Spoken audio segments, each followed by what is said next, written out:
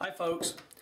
Well, I was at the range the other day and I discovered a little problem with my Saiga rifle. Even though that I've shot this thing on multiple occasions, it's rarely that I have actually taken it out and put, several hundred rounds of ammunition through the rifle. Well, just recently, within the last couple of weeks or so, I went ahead and I took the rifle out, and I did get an opportunity to bench rest the rifle and fire a few hundred rounds through it. And on two separate occasions during my shooting session, I had an incident with an incidental or an inadvertent double fire, meaning that I squeezed the trigger and I had two shots, bam, bam.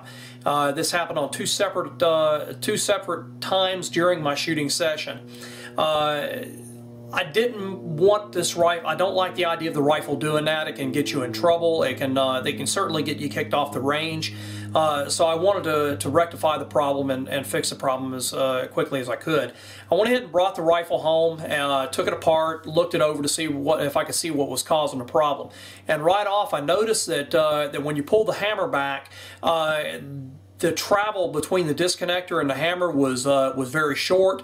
It's extremely smooth, but also very short. And then when I took a little closer look at the hammer itself, it turns out that when they manufactured the gun, or when they done the conversion on this, they used a Tapco G2 trigger, which is great, but they left the original factory Saiga hammer in, meaning that there was a mismatch of parts.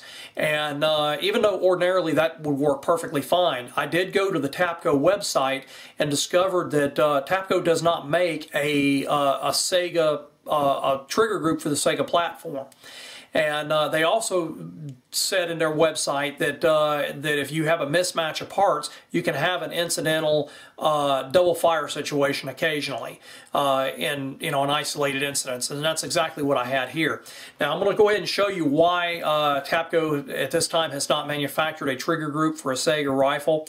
Tapco parts will work. You just have to do a little change up on them, and I'll go ahead and show that to you.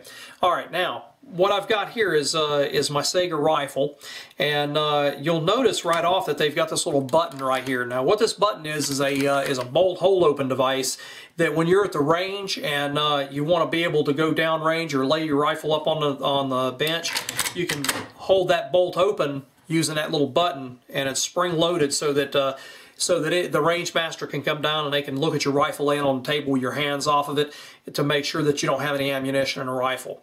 And that right there is the reason that that nobody manufactures a hammer for it.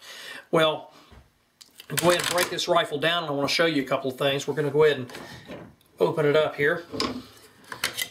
Take off the recoil spring, bolt assembly.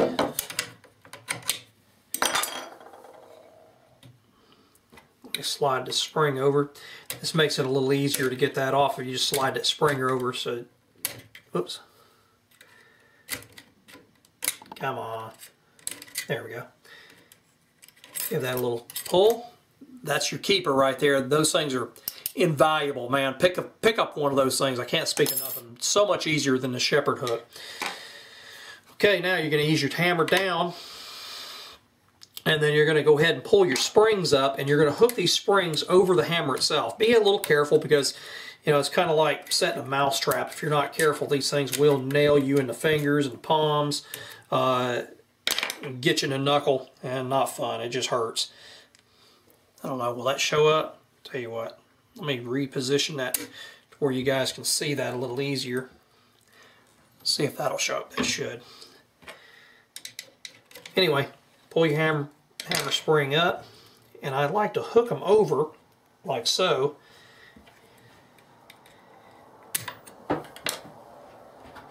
Pull that out. Pick up my pen that I dropped on the ground. Oops, there you go. You can see how that spring loaded thing there, that thing will nail you. Okay. Now the thing in question here, this is the bolt hold open device. I'm going to go ahead and show that to you real quick. It's a simple little, just a basic plate. And Arsenal in a lot of cases actually removes these, from what I understand. They don't even use them.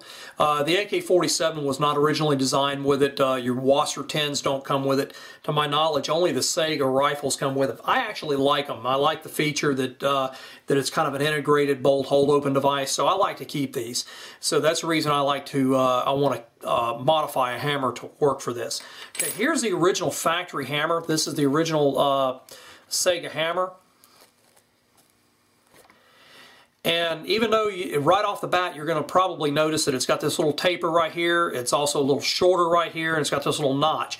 Well, what that taper, all that's for is to is when this spring is sitting down like this and that hammer comes back, it's to push that spring out of the way and keep that spring from getting hung up. Whoops, didn't show it.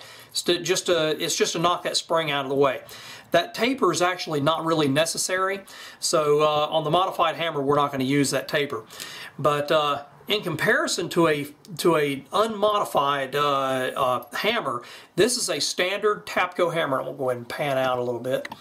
This is a standard Tapco hammer, and of course this is your Saiga hammer. You can see that there is a little bit of a difference. Now, one of the things that you're going to do is you're going to need to grind, you're going to actually remove material on this hammer in order to make it function properly in this gun. You're going to need to remove some material right here and also right here. And how you're going to do that, in order to get your measurements, you're going to take your factory hammer and you're going to take a good tight measurement, then lock it. And then, when you hold that up to the factory, when you can see that this is the Tapco, see if you can see that. You can see there's quite a bit of material that's going to need to be removed. I've got this hammer here. This is also a Tapco G2 hammer. This one's one has been already modified, and you can see that it fits the calipers there, and also made the modifications to the top, and it's just some simple grinding that you got to do. A belt sander will work. You can use a bench grinder if you've got a real steady hand, but the idea is to be able to remove this material here and keep it straight and perpendicular, so that you don't remove material in the wrong. You know what I'm saying? You don't want it to have like a bevel on it or cockeyed or whatever. You want the hammer to be able to fall true. So this has got to be kept nice and straight. Like I said, you can use a bench grinder.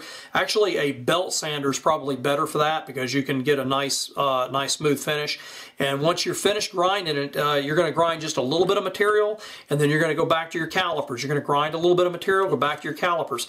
And you might have to grind a little bit here and a little bit there and a little bit, just enough to where you can make sure that it fits the calipers. And once you've got it fitting all the way around and it's nice and tight, then you're going to move to the other end. You're going to start with your Saiga.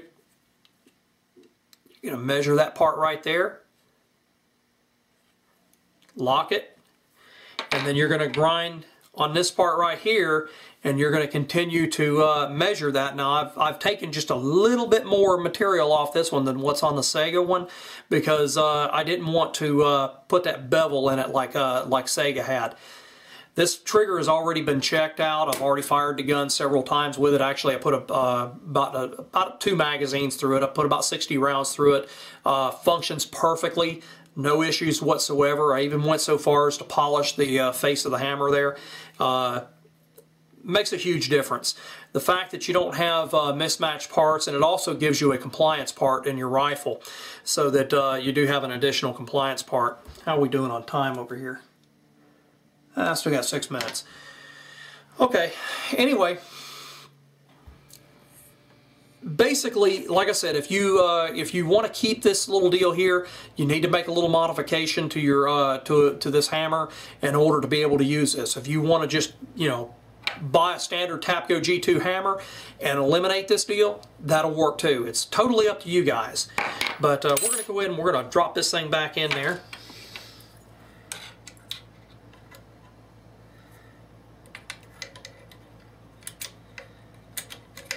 That's already in. We're going to make sure that I don't get that mixed up.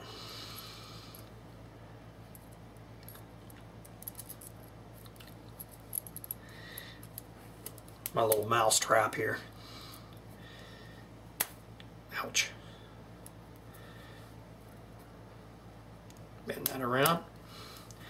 again, watch yourself, guys, because this thing will nail you in the fingers, the knuckles, and whatever else you happen to have in the way. Needless to say, you don't want to carry this thing in your pocket sprung like this. Go ahead and drop it down in there.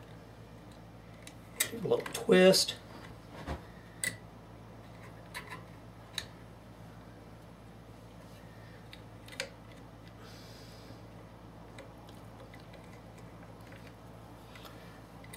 Whoops.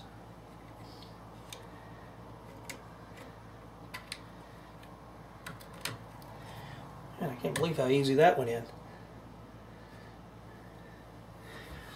Go ahead and unhook your springs so they drop into place.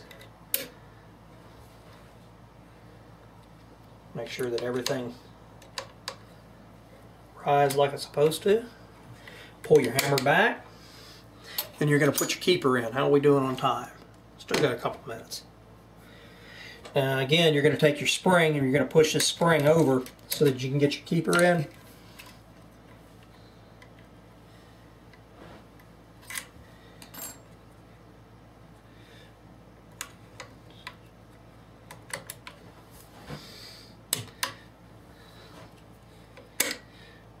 It's important to make sure that those pins are seated properly or they will walk out.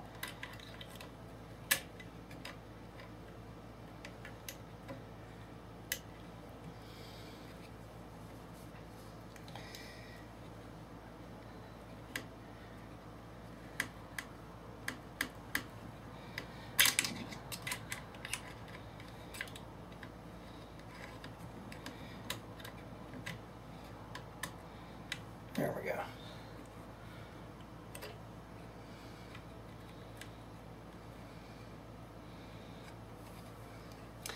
And you're going to take your safety. This is kind of an awkward angle, but I wanted to make sure that you guys are going to be able to see it on film. Make sure everything lines up like it's supposed to. There we go. Then you're going to give your trigger, you drop your hammer down, give your trigger a little pull so that your safety will pull around. Then you want to go ahead and cycle it a couple of times, make sure that everything works. And you want to check your disconnect to see how much play you've got on that disconnect before before the trigger falls. So you got a little bit of play. Go ahead and drop that back down. Put your bolt back in.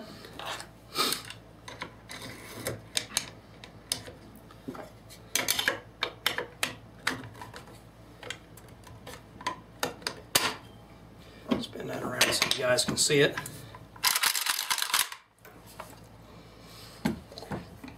And now you can see that that's your bolt hold open device. And everything works.